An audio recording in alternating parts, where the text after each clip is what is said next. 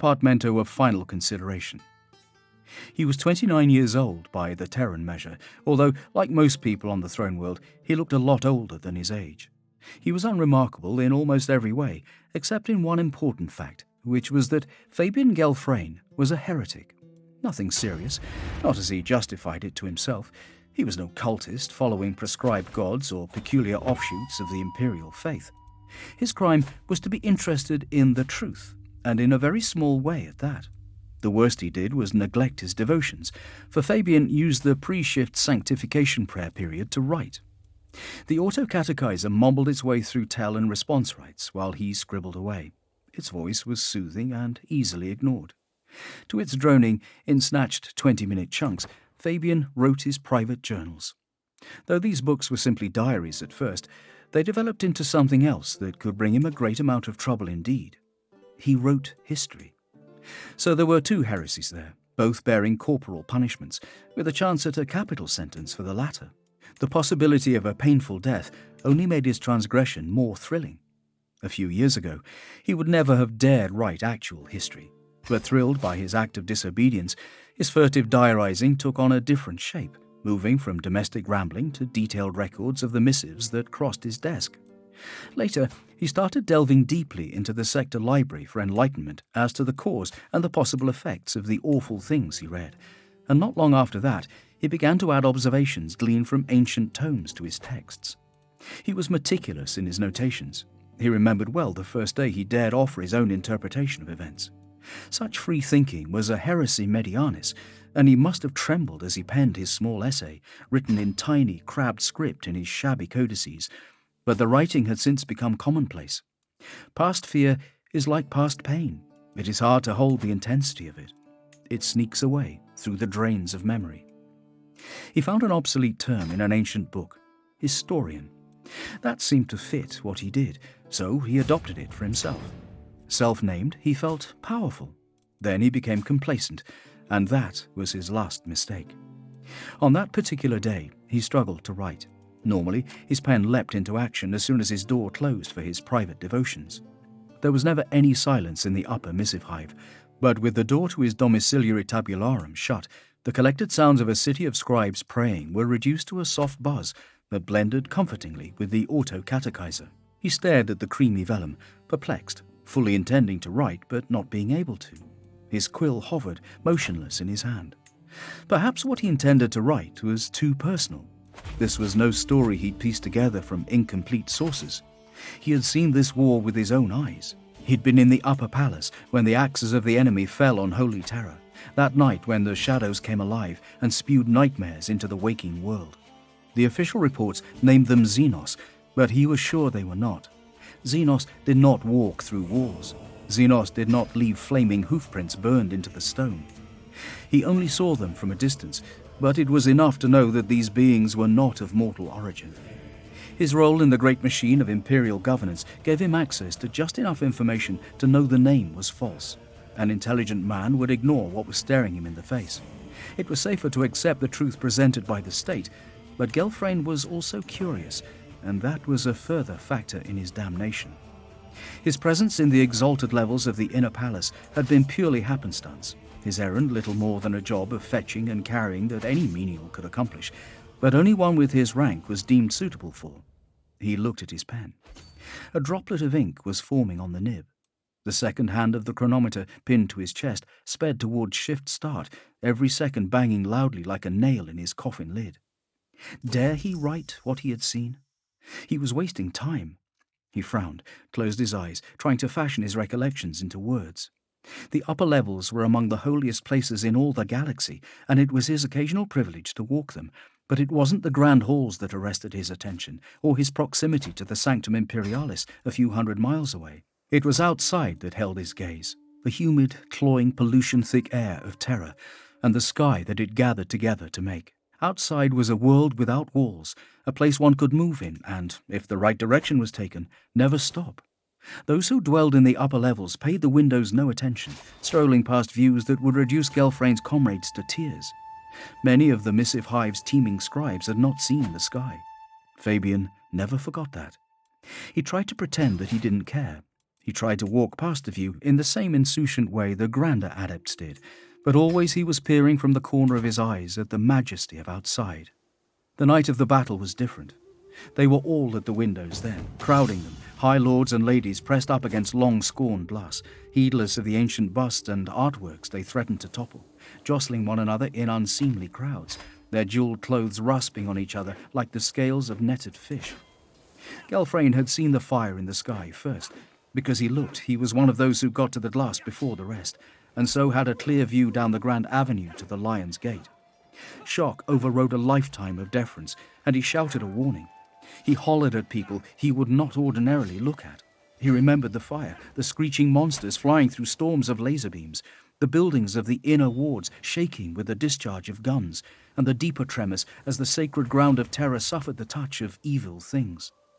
The alarm sounded, and the shutters closed over the vulnerable windows.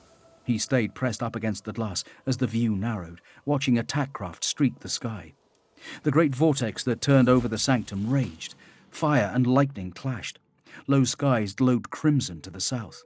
When the Palatine sentinels came to drag at him, demanding he move away, he stubbornly clung to his spot. Only when the shutters finished closing did he let them drag him back.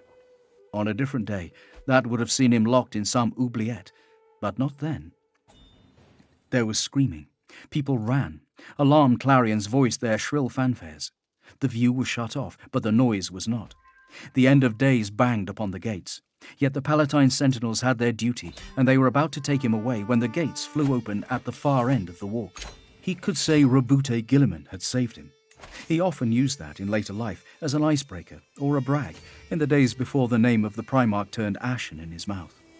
Gilliman was striding towards him, flanked by heroes in Auramite and Ceramite, beings who in any other circumstance would have stood as gods themselves in Fabian's eyes, but in his presence they were lesser, insignificant.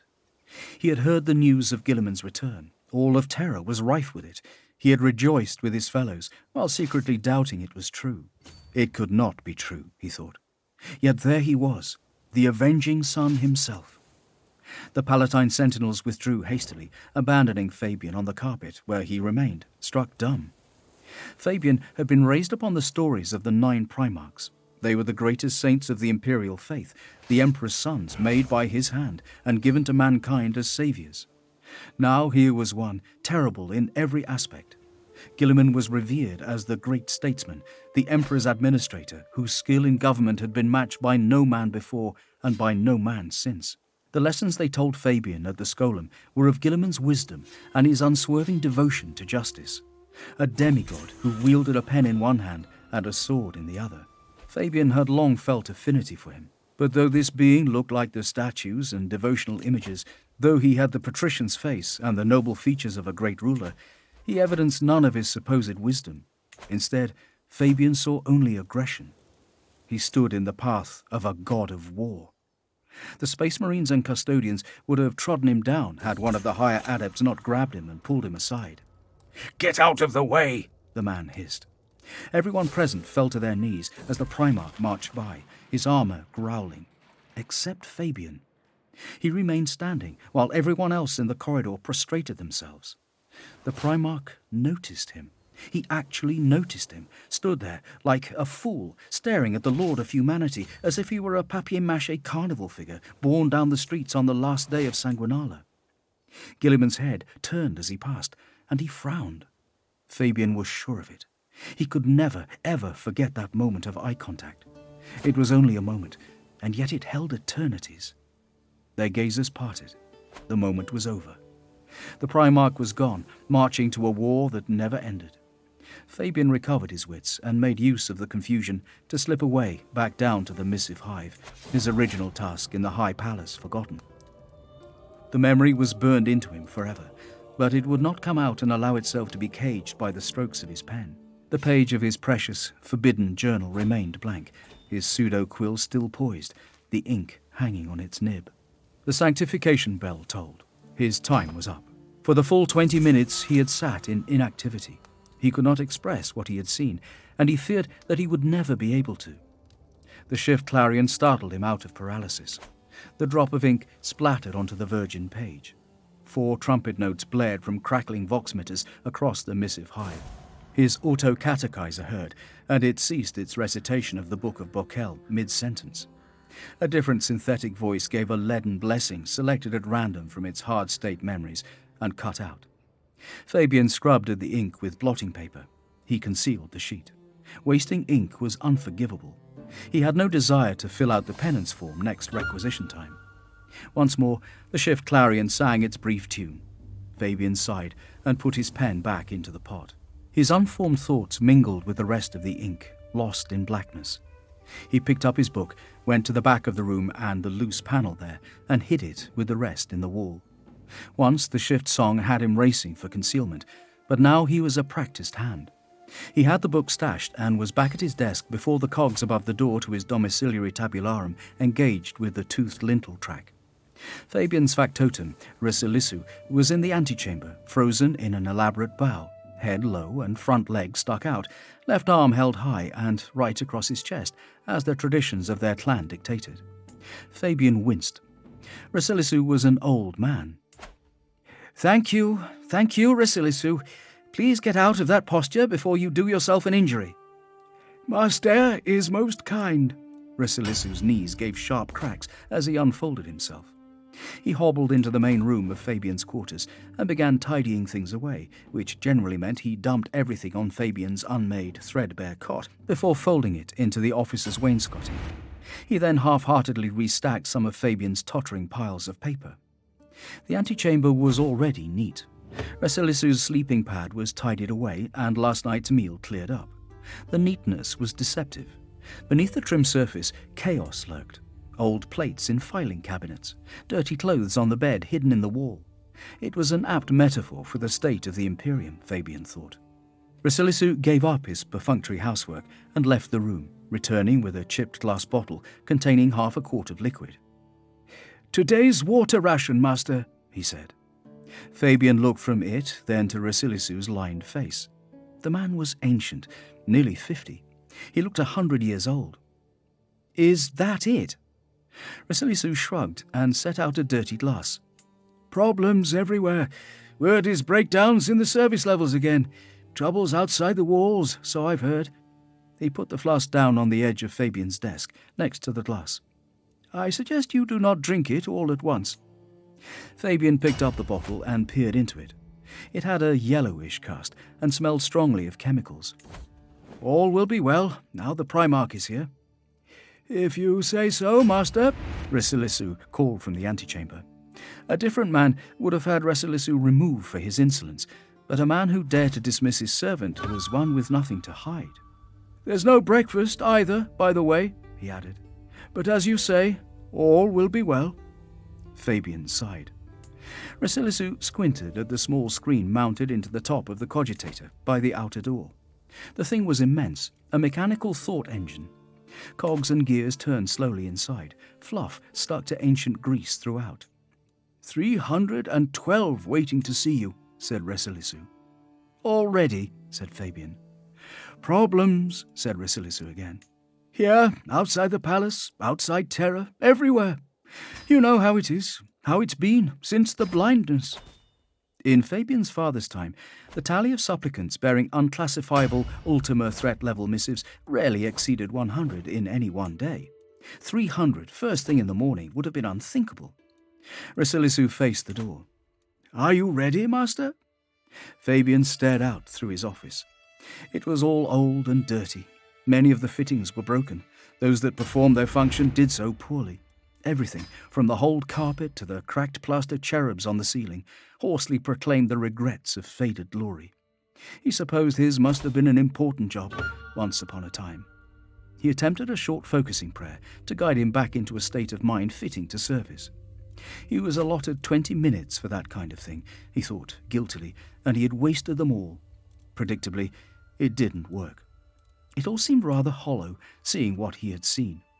"Master, time is moving on. The affairs of state do not wait," Resilissu chided. Fabian gritted his teeth. The saying was his father's. "Let them in," he said. Resilissu opened the door.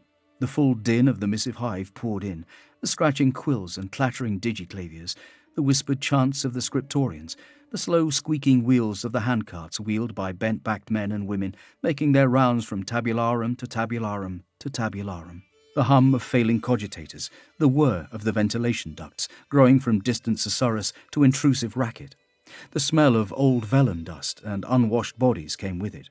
It was warm and soporific. Fabian wanted to go back to sleep.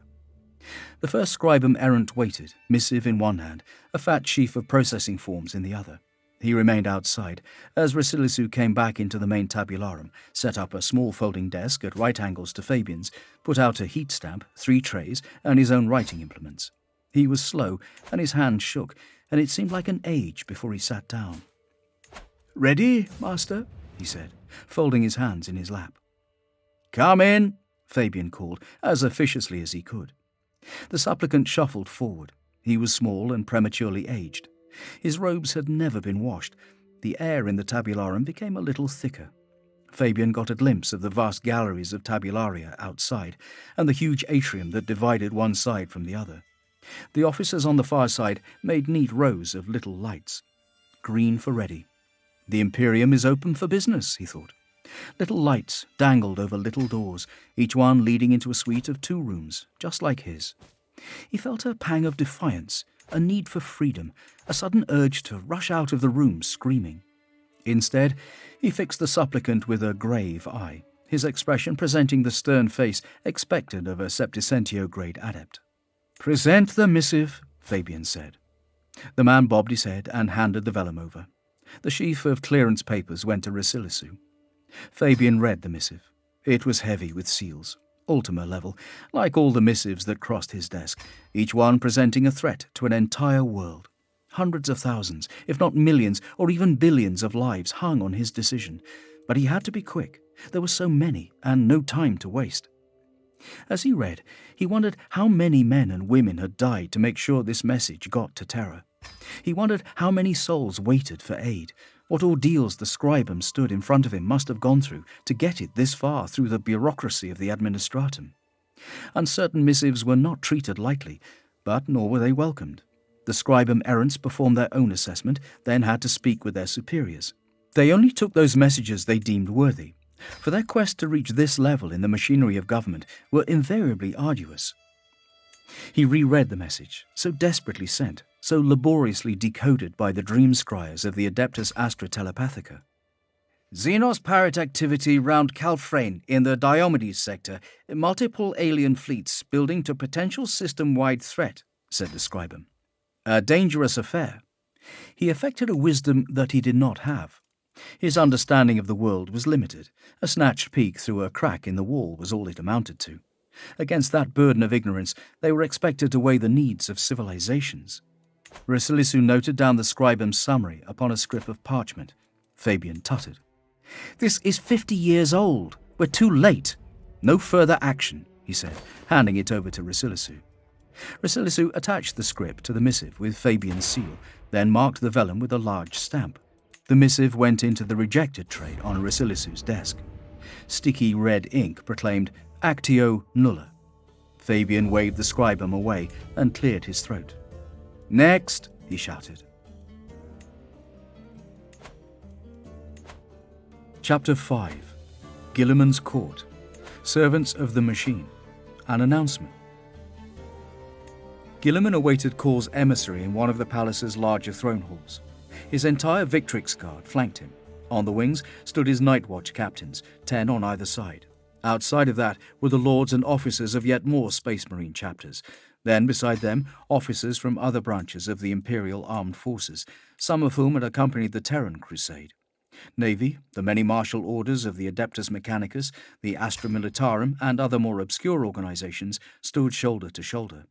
With them were officials from all the many Adepta who supported Guilliman's efforts, civil and military, and delegations from the High Lords, including 3 of them who attended personally, and many other of Terra's great dignitaries.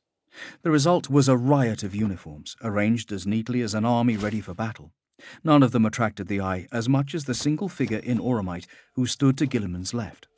He wore his tall conical helm, hiding his face, but if the unique decoration of his war gear had not been enough to identify him, then the air of intense aggression he radiated would. Stretarchis Tribune Actuarius Maldavar Colquan was not like the other custodians Messinius had met. They were calm, thoughtful, projecting the souls of scholars as much as they did champions at arms. Not Colquan. He was the essence of rage in a golden bottle. Messinius had expected to see Valerian, the custodian honoured by Gilliman after the battle for the Lion's Gate. Captain General Trajan Valoris had sent Colquan instead. There was some power play going on there Messinius could not grasp, but the Adeptus Custodes followed their own Byzantine path. Colquan was not the diplomatic sort. To Messinius's mind, that Colquan had been elevated to the level of tribune was indicative of the dire straits the Imperium found itself in, and of the custodians' newly avowed desire to take war to the stars. All the warriors bore weapons. Everyone was in uniform, whether that be military or the formal robes of the Adepta. They were Gilliman's court, a collection of individuals assembled by the Primarch himself. The organizations they represented were to be expected, but these particular people were not. They were nearly all radicals by the standards of the day. Gilliman's court was the blade of reform, and he was showing no compunction in thrusting it deep into the body politic. Armour and weaponry gleamed. Banners rippled in the drafts of air processing units. Lumens blazed. The floor was a lake of polished stone, reflecting the throng so clearly the image appeared solid. Cor liked theatre, so Gilliman was giving it to him. Belisarius Cor's entourage was hardly less impressive. When the great black iron doors to the throne hall yawned soundlessly wide, silver trumpets announced the delegation, and the priests of Mars came forward in a long procession, dozens of adepts to the fore bearing banners, magi of every specialization behind them. Their servitors emitted banks of fragrant oil smoke and discordant sawing melodies of data blurt. Darting vat angels chittered binaric blessings, while deacons of technology flicked sacred lubricants upon the spotless floor to bless the giant machine heart of terror itself. Messinius clearly wanted to see the Primarch's expression at the approach of this clanking, braying parade of cyborgs, but from where he stood he could not. He allowed his battleplate's cogitator to run threat analyses over the Martians. Several of the priests were highlighted in bright crimson outlines, denoting extreme danger. Data tags flashed up morsels of information about them all. Cor's cavalcade contained priests from many major orders of the Mechanicus cult, representing over a dozen forge worlds. The sheer number of cybernetic constructs buzzing over the procession concerned Messinius. He patched into the throne hall's internal security systems and found he was not alone. 100 pairs of transhuman eyes watched the priests carefully. The distance between door and throne was exactly 3 miles. There was a plane of black and white checked paving between Gilliman and the door, space for a sizable army to stand to attention, but Gilliman kept only his court. The tech priest crossed the empty ground down a dead straight road made from one artfully grown slab of pseudo-quartz. Under the priest's tread, it flashed and pulsed with colourful displays of piezoelectric discharge. They marched in swaying synchronicity, and their footsteps shocked the floor in time, sending buzzes of interference into the air as more and more of them marched from beyond the doors and filled the road. There were none of the Forge World's warrior caste present, but there were representatives of the more warlike cults, and they and others openly carried weapons. This perturbed the Space Marines especially, who were conditioned to violence, and fingers tightened upon triggers. Gilliman, however, remained calm. Messinius had witnessed him angry. Gilliman's rage could be felt as a physical weight, a sensation that for the time being remained absent. The clamorous parade of priests drew closer to the throne. Robes of red, black, white, orange, grey and silver wafted the sense of preserved flesh, metal and hot electronics out to mingle with the incense of burning scented oils. 100 yards from the throne, the banner-bearers at the front parted, and a single figure walked out ahead of his many attendants. This was the emissary the parade conveyed to the Primarch, and it was not Belisarius Cor. The priest was slight and a little tall by Terran standards. He looked to be mainly human, with an unaugmented human face atop a long neck. However, Martian appearances could be deceptive. Their long robes often hid extensive modifications. As the individual approached, it became apparent that this was the case.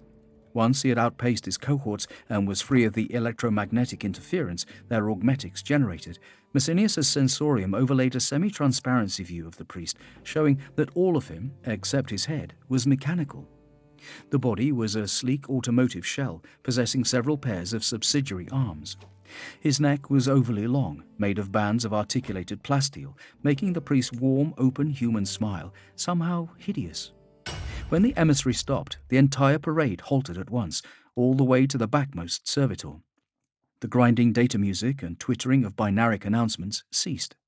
The cyber constructs went into holding patterns over their masters. Silence rolled in. "Greetings, O last loyal son of the Omnissiah," said the priest, once a suitably dramatic pause had passed. He gave a deep bow. He spread his arms, all of them, opening his robes down the front and revealing the extent of his alterations to the naked eye. "The Lord Archmagos Belisarius Call, prime conduit of the Omnissiah, sends his most heartfelt and sincere amities to you, his lord and friend." The priest said all this, bent almost double, his knees bent, nose almost brushing the floor. He stood with a flourish that closed his robes, and thrust his primary pair of hands deep into his sleeves. "The Archmagos's greetings are gratefully received," said the Primarch, "though it is customary for the ambassador to announce himself. Who are you, Magos? Tell me with whom I speak, so we may conduct our dealings with due cordiality." The ambassador gave an apologetic smile. Incredible, thought Massinius, that he showed no discomfort at all talking to the Primarch. There was a man who had left his humanity far behind.